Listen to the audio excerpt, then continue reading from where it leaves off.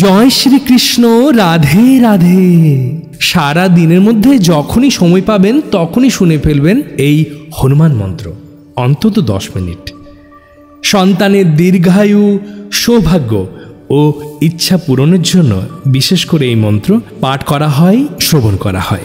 নমস্কার, শক্তি মন্ত্র চ্যানেলের পক্ষ থেকে আপনাদের সকলকে স্বাগত জানাই এবং ধন্যবাদ জানাই। এই কলিযুগে সর্বশ্রেষ্ঠ এবং জাগ্রত দেবতা হলেন হনুমানজি, তা আশা করি প্রত্যেকেই জানেন। তার সঙ্গে হনুমানজির কৃপা এবং আশীর্বাদ পাওয়াও খুব একটা কঠিন ব্যাপার নয়, কারণ হনুমানজি খুব সহজেই ভক্তের উপর প্রসন্ন হন। শুধু দরকার প্রিয় হনুমানজির প্রতি ভক্তি, বিশ্বাস ও ভালোবাসা। তার সঙ্গে হনুমানজির কয়েকটি প্রিয় মন্ত্র, যে মন্ত্র পাঠ এবং শ্রবণে হনুমানজি অত্যন্ত প্রসন্ন হন। তার সঙ্গে প্রত্যেক মঙ্গল এবং শনিবার হনুমানজির মন্দিরে গিয়ে সর্ষের তেলের প্রদীপ, মোমবাতি প্রজ্বলন করবেন এবং মেটে সিঁদুর অবশ্যই দেবেন। ফলে হনুমানজির কৃপা আপনাদের মাথার উপর, আপনার পরিবারের ওপর, সন্তানের ওপর সর্বক্ষণ থাকবে এবং আপনার পরিবার, সন্তান নিরোগ, দীর্ঘায়ু, সুস্বাস্থ্য এবং সৌভাগ্য ফিরে পাবে। এবং মনে মনে আপনাদের যেটাই ইচ্ছা থাকবে সেটা হনুমানজিকে জানাবেন এবং বিশ্বাস রাখবেন। হনুমানজি আপনাদের অবশ্যই ইচ্ছা পূরণ করবেন। ধৈর্য হারাবেন না। মনে রাখবেন, ভক্তি হলো শক্তি। তাহলে আসুন ভক্তি ভরে আমরা হনুমানজির এই মধুর মন্ত্রটি সকলে মিলে, সকল হনুমান ভক্ত মিলে শ্রবণ করি, পাঠ করি। তার সঙ্গে শক্তিমন্ত্র চ্যানেলের ভিডিও ভালো লাগলে অবশ্যই সাবস্ক্রাইব করে রাখবেন এবং কমেন্ট বক্সে জয় সীতারাম, জয় প্রিয় হনুমান অবশ্যই লিখবেন। ओम श्री अंजनेयाय सर्वदुःख हराय सर्वरोग हराय महाबल पराक्रमाय श्री रामदूताय नमः। ओम श्री अंजनेयाय सर्वदुःख हराय सर्वरोग हराय महाबल पराक्रमाय श्री रामदूताय नमः। ओम श्री अंजनेयाय सर्वदुःख हराय सर्वरोग हराय महाबल पराक्रमाय श्री रामदूताय नमः। ओम श्री अंजनेयाय सर्वदुःख हराय सर्वरोग हराय महाबल पराक्रमाय श्री रामदूताय नमः। ओम श्री अंजनेयाय सर्वदुःख हराय सर्वरोग हराय महाबल पराक्रमाय श्री रामदूताय नमः। ओम श्री अंजनेयाय सर्वदुःख हराय सर्वरोग हराय महाबल पराक्रमाय श्री रामदूताय नमः। ओम श्री अंजनेयाय सर्वदुःख हराय सर्वरोग हराय महाबल पराक्रमाय श्री रामदूताय नमः। ओम श्री अंजनेयाय सर्वदुःख हराय सर्वरोग हराय महाबल पराक्रमाय श्री रामदूताय नमः। ओम श्री अंजनेयाय सर्वदुःख हराय सर्वरोग हराय महाबल पराक्रमाय श्री रामदूताय नमः। ओम श्री अंजनेयाय सर्वदुःखहराय सर्वरोगहराय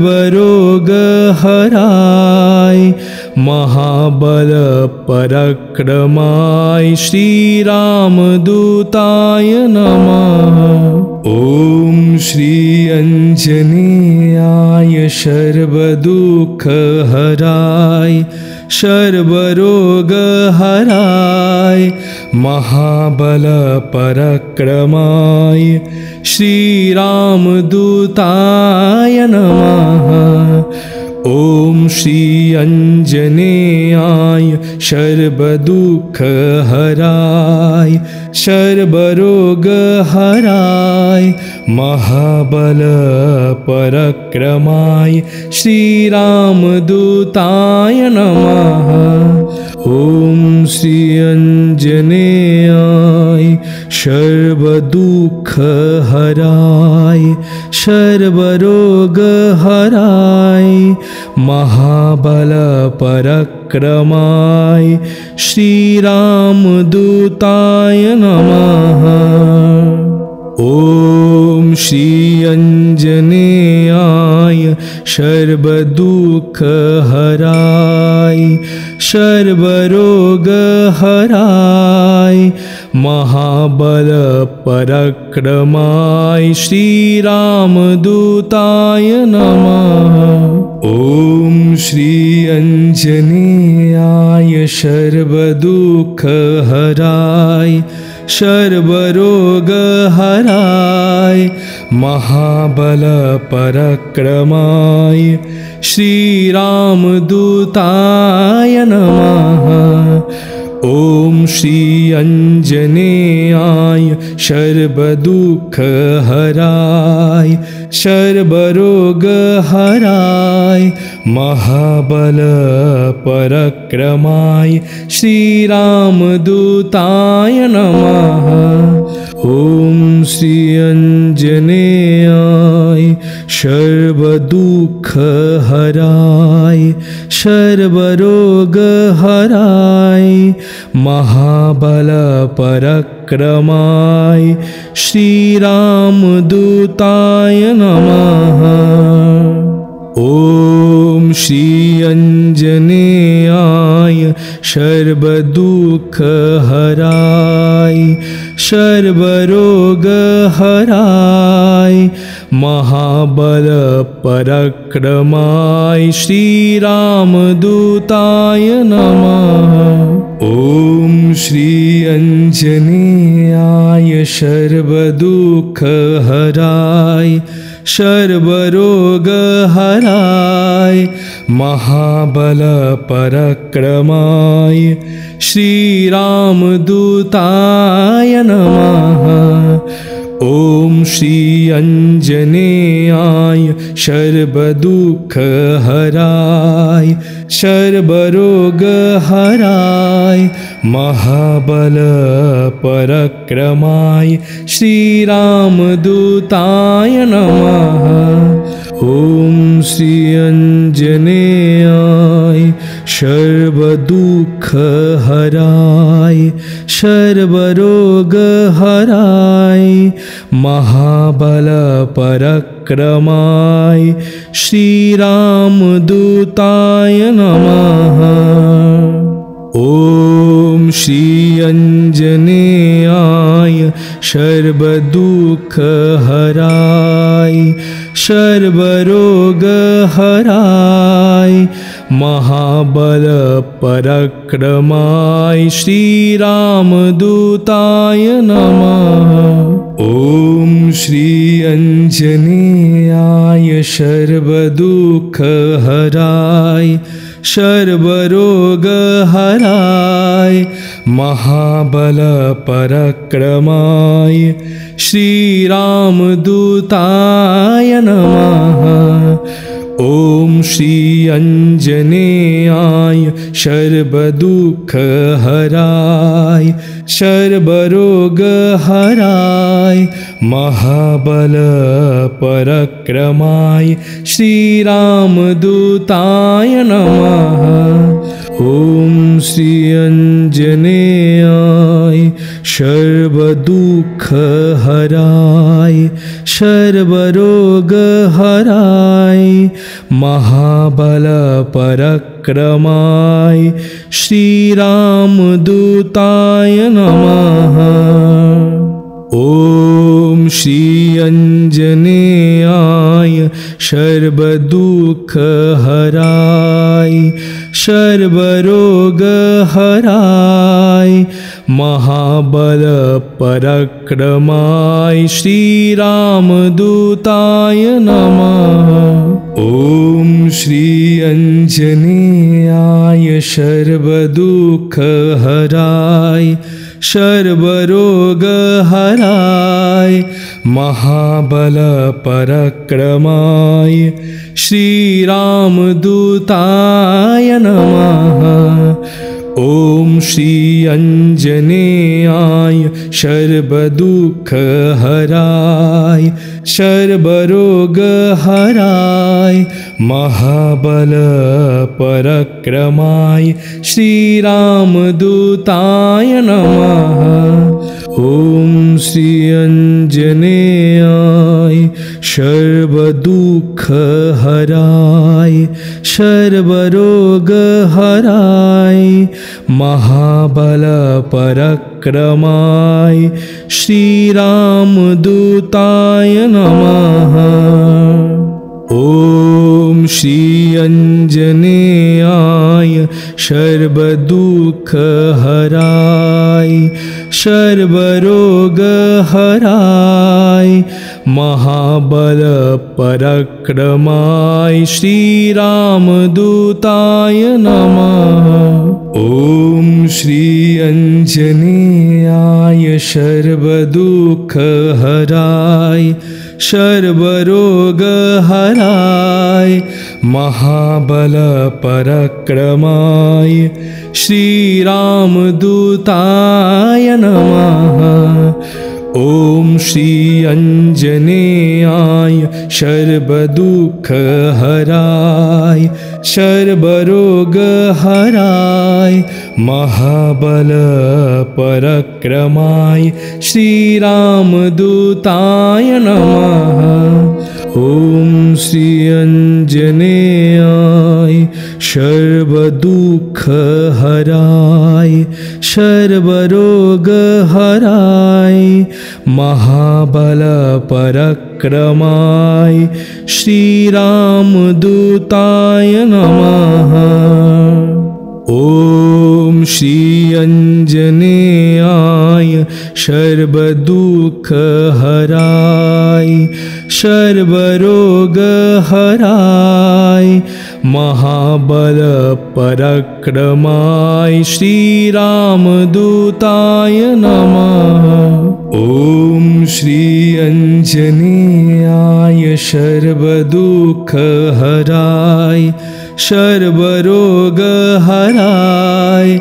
महाबलपराक्रमाय श्रीरामदूताय नमः। ॐ श्री अंजनेयाय सर्वदुःखहराय सर्वरोगहराय महाबलपराक्रमाय श्रीरामदूताय नमः। ॐ श्री अंजनेयाय सर्वदुःखहराय सर्वरोगहराय महाबलपराक्रमाय श्रीरामदूताय नमः। ॐ श्री अंजनेयाय सर्वदुःखहराय सर्वरोगहराय महाबलपराक्रमाय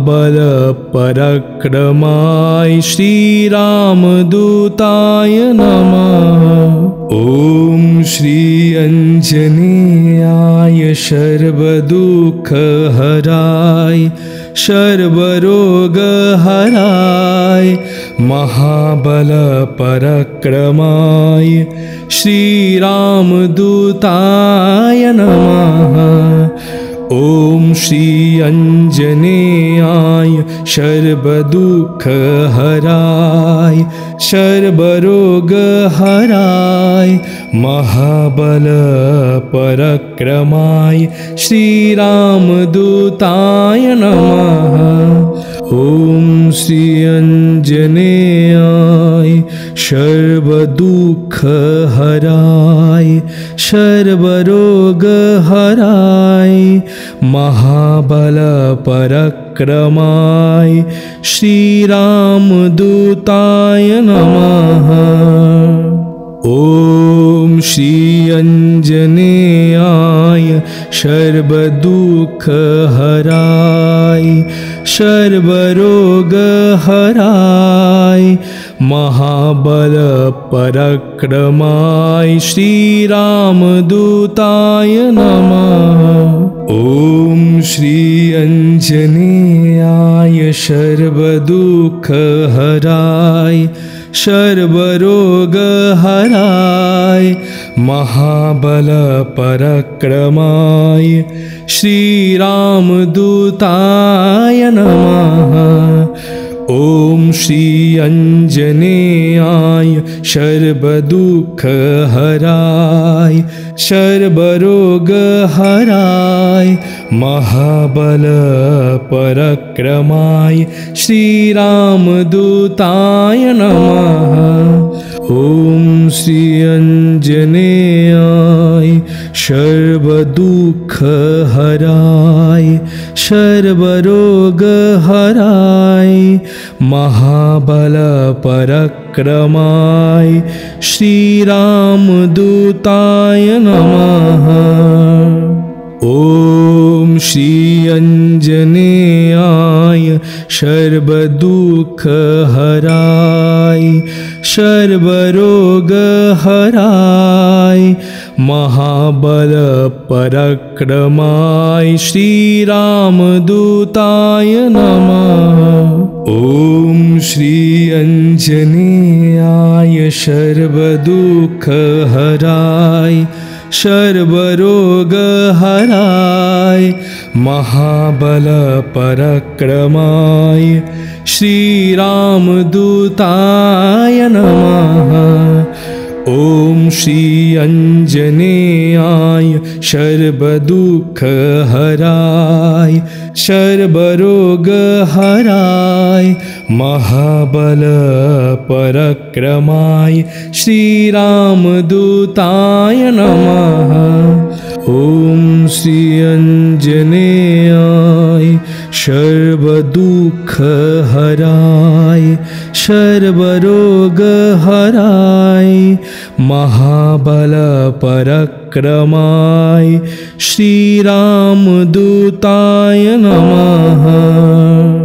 ॐ श्री अञ्जनेयाय सर्वदुःखहराय सर्वरोगहराय महाबलपराक्रमाय श्रीरामदूताय नमः। ॐ श्री अञ्जनेयाय सर्वदुःखहराय सर्वरोगहराय महाबलपराक्रमाय श्रीरामदूताय नमः। ॐ श्री अञ्जनेयाय सर्वदुःखहराय सर्वरोगहराय महाबलपराक्रमाय श्रीरामदूताय नमः। ॐ श्री अञ्जनेयाय सर्वदुःखहराय सर्वरोगहराय महाबलपराक्रमाय श्रीरामदूताय नमः। ॐ श्री अञ्जनेयाय सर्वदुःखहराय सर्वरोगहराय महाबलपराक्रमाय श्रीरामदूताय नमः। ॐ श्री आञ्जनेयाय सर्वदुःखहराय सर्वरोगहराय महाबलपराक्रमाय श्रीरामदूताय नमः। ॐ श्री आञ्जनेयाय सर्वदुःखहराय सर्वरोगहराय महाबलपराक्रमाय श्रीरामदूताय नमः। ॐ श्री आञ्जनेयाय सर्वदुःखहराय सर्वरोगहराय महाबलपराक्रमाय श्रीरामदूताय नमः। ॐ श्री आञ्जनेयाय सर्वदुःखहराय सर्वरोगहराय महाबलपराक्रमाय श्रीरामदूताय नमः। ॐ श्री आञ्जनेयाय सर्वदुःखहराय सर्वरोगहराय महाबलपराक्रमाय श्रीरामदूताय नमः। ॐ श्री आञ्जनेयाय सर्वदुःखहराय सर्वरोगहराय महाबलपराक्रमाय श्रीरामदूताय नमः। ॐ श्री आञ्जनेयाय सर्वदुःखहराय सर्वरोगहराय महाबलपराक्रमाय श्रीरामदूताय नमः। ॐ श्री आञ्जनेयाय सर्वदुःखहराय सर्वरोगहराय महाबलपराक्रमाय श्रीरामदूताय नमः। ॐ श्री आञ्जनेयाय सर्वदुःखहराय सर्वरोगहराय महाबलपराक्रमाय श्रीरामदूताय नमः। ॐ श्री आञ्जनेयाय सर्वदुःखहराय सर्वरोगहराय महाबलपराक्रमाय श्रीरामदूताय नमः। ॐ श्री आञ्जनेयाय सर्वदुःखहराय सर्वरोगहराय महाबलपराक्रमाय श्रीरामदूताय नमः। ॐ श्री आञ्जनेयाय सर्वदुःखहराय सर्वरोगहराय महाबलपराक्रमाय श्रीरामदूताय नमः। ॐ श्री आञ्जनेयाय सर्वदुःखहराय सर्वरोगहराय महाबलपराक्रमाय श्रीरामदूताय नमः। ॐ श्री आञ्जनेयाय सर्वदुःखहराय सर्वरोगहराय महाबलपराक्रमाय श्रीरामदूताय नमः। ॐ श्री आञ्जनेयाय सर्वदुःखहराय सर्वरोगहराय महाबलपराक्रमाय श्रीरामदूताय नमः। ॐ श्री आञ्जनेयाय सर्वदुःखहराय सर्वरोगहराय महाबलपराक्रमाय श्रीरामदूताय नमः। ॐ श्री आञ्जनेयाय सर्वदुःखहराय सर्वरोगहराय महाबलपराक्रमाय श्रीरामदूताय नमः। ॐ श्री आञ्जनेयाय सर्वदुःखहराय सर्वरोगहराय महाबलपराक्रमाय श्रीरामदूताय नमः। ॐ श्री आञ्जनेयाय सर्वदुःखहराय सर्वरोगहराय महाबलपराक्रमाय श्रीरामदूताय नमः। ॐ श्री आञ्जनेयाय सर्वदुःखहराय सर्वरोगहराय महाबलपराक्रमाय श्रीरामदूताय नमः। ॐ श्री आञ्जनेयाय सर्वदुःखहराय सर्वरोगहराय महाबलपराक्रमाय श्रीरामदूताय नमः। ॐ श्री आञ्जनेयाय सर्वदुःखहराय सर्वरोगहराय महाबलपराक्रमाय श्रीरामदूताय नमः। ॐ श्री आञ्जनेयाय सर्वदुःखहराय सर्वरोगहराय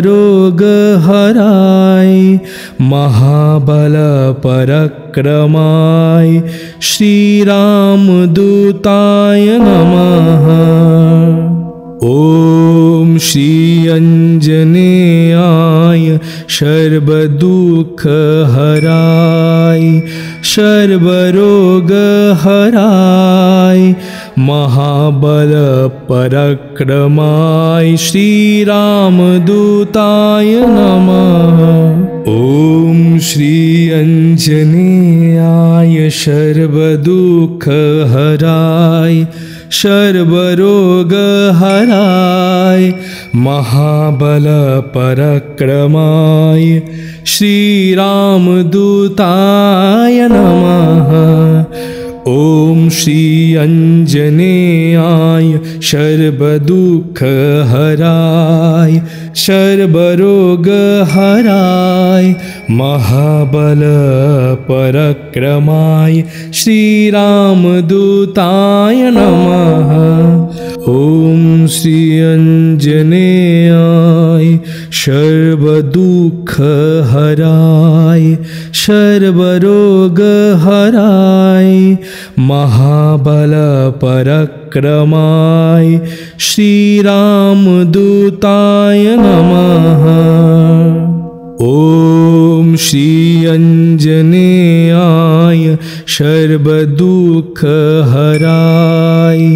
सर्वरोगहराय महाबलपराक्रमाय श्रीरामदूताय नमः। ॐ श्री आञ्जनेयाय सर्वदुःखहराय सर्वरोगहराय महाबलपराक्रमाय श्रीरामदूताय नमः। ॐ श्री अञ्जनेयाय सर्वदुःखहराय सर्वरोगहराय महाबलपराक्रमाय श्रीरामदूताय नमः। ॐ श्री अञ्जनेयाय सर्वदुःखहराय सर्वरोगहराय महाबलपराक्रमाय श्रीरामदूताय नमः। ॐ श्री अञ्जनेयाय सर्वदुःखहराय सर्वरोगहराय महाबलपराक्रमाय श्रीरामदूताय नमः। ॐ श्री अञ्जनेयाय सर्वदुःखहराय सर्वरोगहराय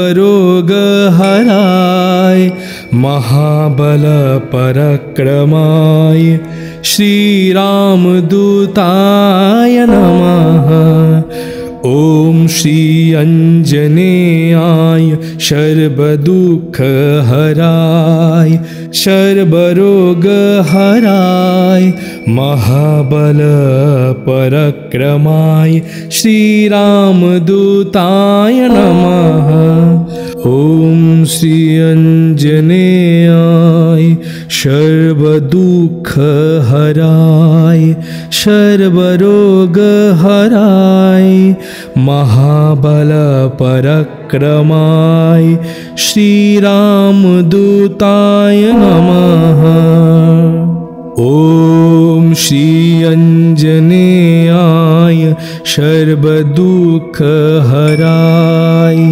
सर्वरोगहराय महाबलपराक्रमाय श्रीरामदूताय नमः। ॐ श्री अञ्जनेयाय सर्वदुःखहराय सर्वरोगहराय महाबलपराक्रमाय श्रीरामदूताय नमः। ॐ श्री अञ्जनेयाय सर्वदुःखहराय